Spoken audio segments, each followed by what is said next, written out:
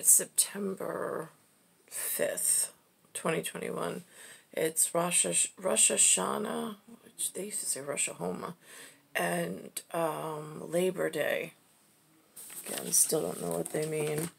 But I was going through the family sewing kit. I was looking for one of those tailor measuring tools that they used to use at the SEAMSTRESS. Lynn had one for a while. It was big. It was like a yellow, like men at Home Depot, they get the carpenter's plastic part metal ruler that stretches when they're measured. They call it a measuring tape.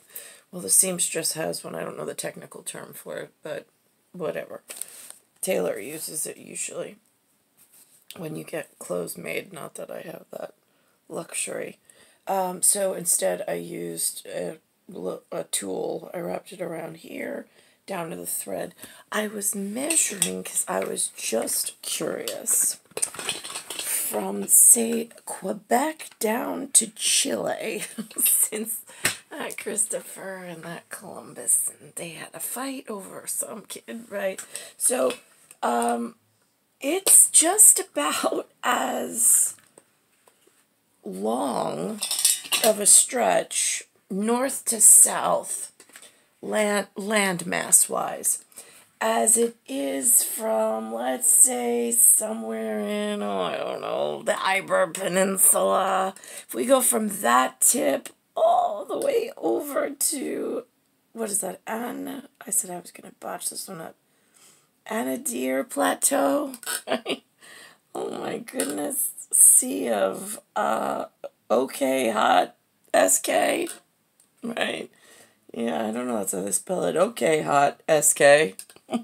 Swear to God, that's what it says right there by my finger. OK Hot SK.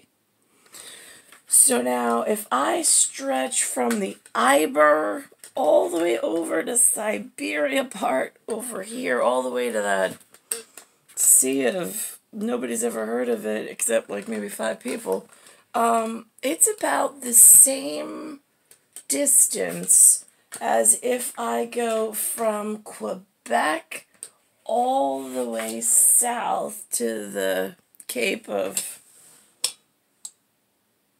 whatever, because I don't sail and I don't fly. I've been marooned my entire life. But as I was searching for that tailor measuring tool, I mean, why use a sextant and a compass when you have rudimentary tools in prison, in a sheetrock prison? You've been held captive in your whole life, while people know. The Episcopal church I used to go to, look at this. St. John's Day, 1988. Oh my God.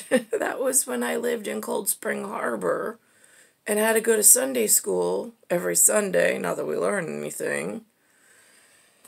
And then there's a button. I don't know how that got in there. I don't know whose, whatever that's called. Is it a crest?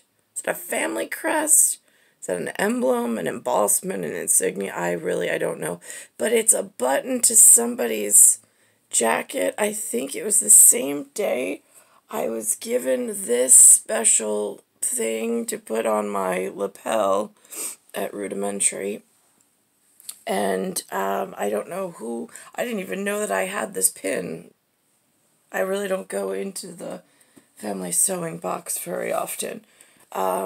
So I just pulled those 2 pieces of memorabilia out. And tonight, Lynn was watching, it wasn't Face the Nation, it was one of the other ones. I think it was 60 Minutes. And on there, it was talking about something called DARPA, DARPA. I have no idea what that was. I'm like, that sounds like one of those time dilation projects where, like, the really, like, cute, smart, geeky guys, they get all caught up in special projects, and they're like, no, really, we'll do whatever you need us to do, but we just finish into my life's work. And then there's the Richie Boys, and they were a lot less expensive loyalty in that we can do this a lot faster and easier with some really loyal, happy to call themselves Americans, because we never thought we'd find Germans that would not want to call themselves Germans. I mean, if you're a German officer, that makes no sense whatsoever. But they do know. I mean, the gentleman was wearing a pink, my signature color, like a salmon pink color blazer.